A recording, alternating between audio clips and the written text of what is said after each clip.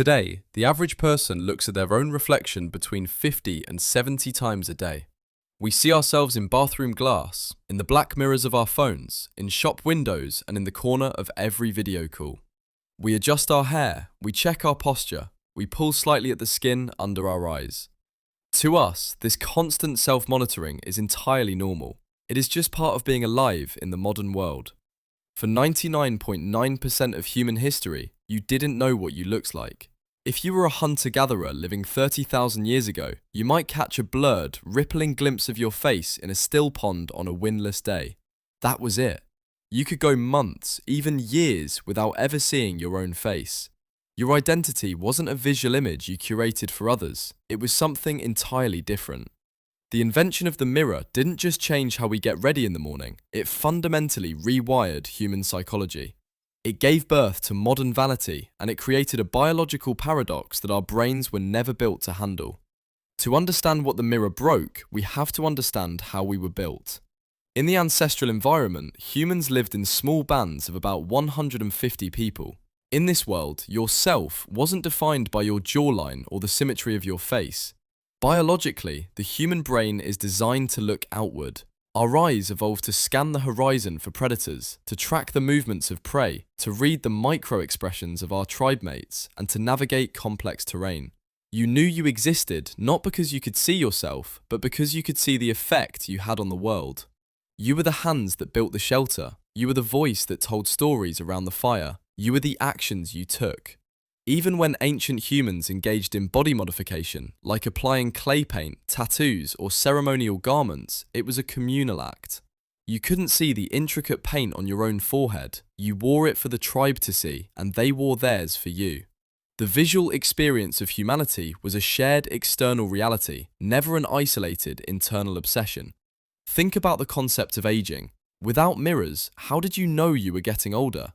You didn't track the micro wrinkles around your eyes or the daily greying of your hair. You felt age internally, in the stiffness of your joints, and you experienced it externally, through the changing dynamics of the tribe.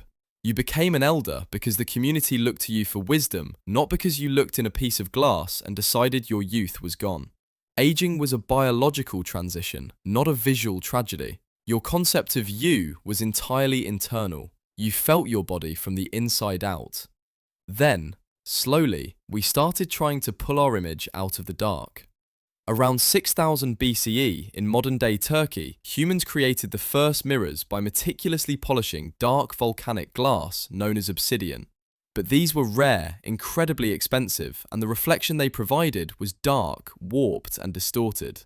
For thousands of years, true reflection remained a luxury. Only kings, pharaohs, and the highest elites had access to polished copper or bronze discs.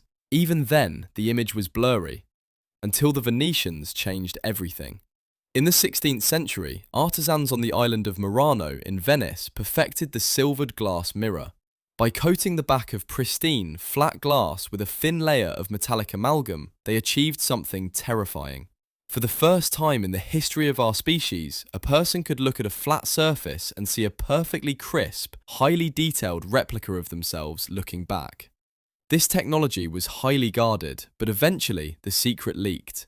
By the Industrial Revolution, mirrors were cheap to mass produce. They moved from the palaces of the elite into the bedrooms of the working class, and humanity experienced a profound psychological shock.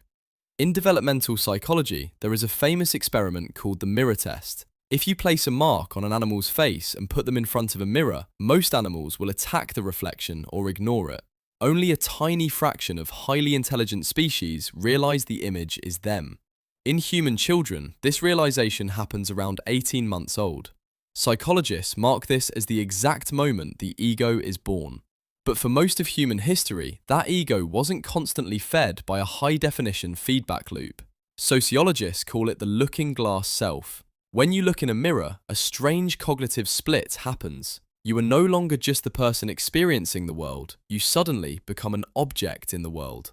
Your brain is forced to process two realities at once, the you looking out and the you being looked at. For the first time, ordinary people began to view themselves from the perspective of an outsider. We started analysing our own faces the way our ancestors analysed the faces of strangers.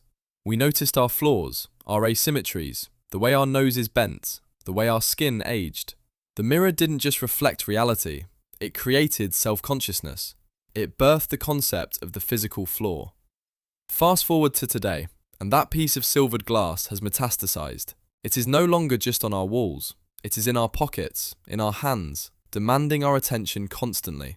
This is what evolutionary biologists call a mismatch. We possess ancient brains optimized for scanning forests and connecting with a small physical tribe, that are now forced to process our own high-definition reflection dozens, sometimes hundreds of times a day. When you look at yourself constantly, the brain's focus turns violently inward, leading to a hyper-awareness of your physical shell. Consider the phenomenon of the front-facing camera. For millions of years, the only time a primate looked directly at another primate's face from 2 feet away was immediately before a fight or immediately before mating. It is a highly charged, biologically arousing distance. Today, we hold screens 2 feet from our faces and stare at our own eyes while we speak. When you are on a video call, your brain is doing something physically impossible in nature. It is trying to read the facial expressions of a conversation partner while simultaneously watching its own face react in real time. This creates massive cognitive load. Your threat detection software is constantly firing because a face is always staring back at you.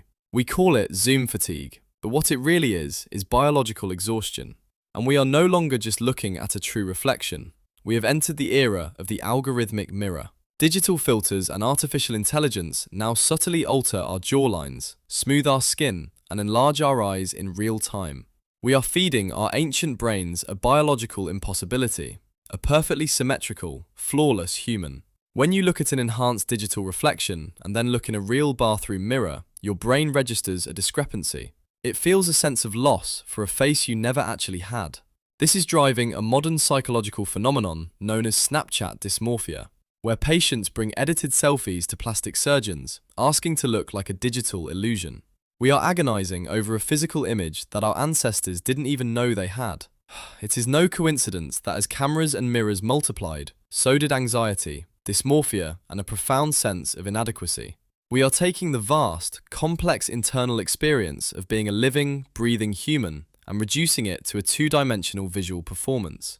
We are living in a digital funhouse, surrounded by reflections, wondering why we feel so disconnected from ourselves.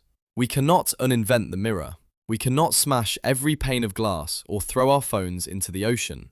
The modern world is here to stay. But we can change our relationship with our own reflection. We can recognize what that image really is. It is not you. It is just light bouncing off a surface.